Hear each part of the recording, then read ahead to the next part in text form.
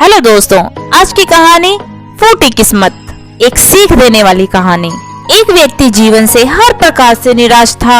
लोग उसे मनहूस के नाम से बुलाते थे। एक ज्ञानी पंडित ने उसे बताया कि तेरा भाग्य फला पर्वत पर सोया हुआ है, तू उसे जाकर जगा ले तो भाग्य तेरे साथ हो जाएगा। बस फिर क्या था, वो चल पड़ा अपना सोया हुआ भाग्य जगाने। रास्ते में एक जंगल पड़ा तो एक शेर उसे खाने को लपका। वो बोला, भाई मुझे मत खाओ, मैं अपना सोया भाग्य जगाने जा रहा हूँ। शेर ने कहा कि तुम्हारा भाग्य जाग जाए तो मेरी एक समस्या है, उसका समाधान पूछते लाना।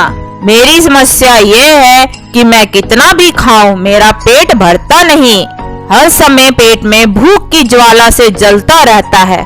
मनहूस ने कहा, ठीक है। आगे जाने पर एक किसान के घर उसने रात बिताई। बातों बातों में पता चलने पर कि वह अपना सोया हुआ भाग्य जगाने जा रहा है।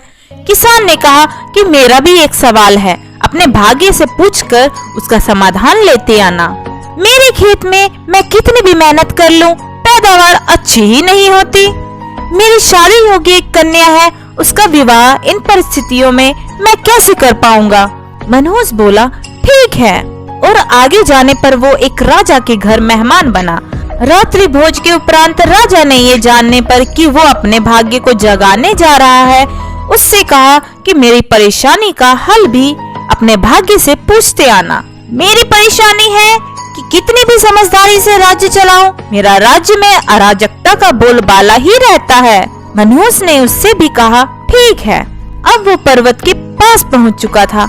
वहां पर अपने सोए हुए भाग्य को झंझोर कर जगाया। उठो उठो उठो उठो, मैं तुम्हें जगाने आया हूँ। उसके भाग्य ने एक अंगड़ाई ली और उसके साथ चल दिया। उसका भाग्य बोला, अब मैं तुम्हारे साथ हरदम रहूंगा। अब वो मनहूस ना रह गया था, बल्कि भाग्यशाली व्यक्ति बन गया था और अपने भाग्य के बदौलत वो सारे सवालों के जवाब जानता था। वापसी यात्रा में वो उसी राजा का मेहमान बना और राजा की परेशानी का हल बताते हुए वो बोला, क्योंकि तुम एक स्त्री हो और पुरुष वेश में रहकर राजकाज संभालती हो, इसलिए राज्य में अराजकता का बोलबाला है। तुम किसी पुरुष के साथ विवाह कर लो, दोनों मिलकर राज्य भार संभालो तो तुम्हारे राज्य में शांति स्थापित हो जाएगी। रानी बोली, तो तुम ही मुझसे ब्याह कर लो, यही रह जाओ। भाग्यशाली बन चुका वो मनहूस इनकार करते हुए बोला, नहीं, मेरा तो भाग्य जाग चुका है, तुम किसी और से विवाह कर लो। तब रानी ने अपने मंत्री से विवाह किया और सुख पूर्वक राज्य चलाने लगी। कुछ दिन राजकीय मेहमान बनने के बाद उसने वहाँ से विदा ली। चलते चलते वो किसान के घर पहुँचा और उसके सवाल के जवाब में बताया कि तुम्हारे खेत में 7 कलश हीरे जवाहरात के गड़े हैं। उस खजाने को निकाल लेने पर तुम्हारी जमीन उपजाऊ हो जाएगी और उस धन से तुम अपनी बेटी का ब्याह भी बड़ी धूमधाम से कर सकोगे। किसान ने अनुग्रहित होते हुए उससे कहा कि मैं तुम्हारा शुक्रगुजार हूँ, तुम ही मेरी बेटी के साथ ब्याह कर लो।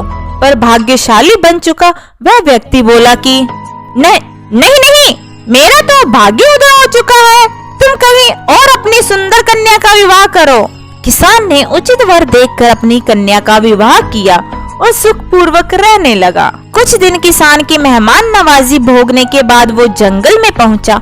शेर से उसकी समस्या के समाधान स्वरूप कहा कि यदि तुम किसी बड़े मूर्ख को खा लोगे तो तुम्हारी ये शुद्धा शांत हो जाएगी। शेर ने उसकी बड़ी आवभगत की और यात्रा का पूरा हाल जाना।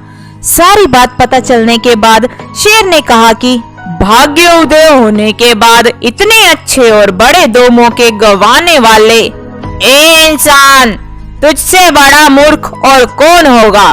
तुझे खाकर ही मेरी भूख शांत होगी।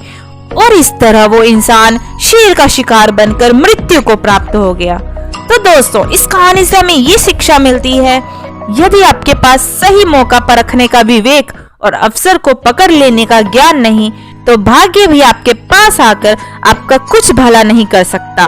तो दोस्तों, आपको आज की कहानी कैसी लगी कमेंट करके जरूर बताइएगा।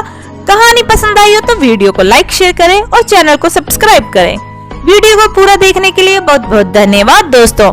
तो मिलते हैं इसी तरह की वीडियो के साथ हमारी अगली वीडियो में। तब तक के लिए जय श्री कृष्णा।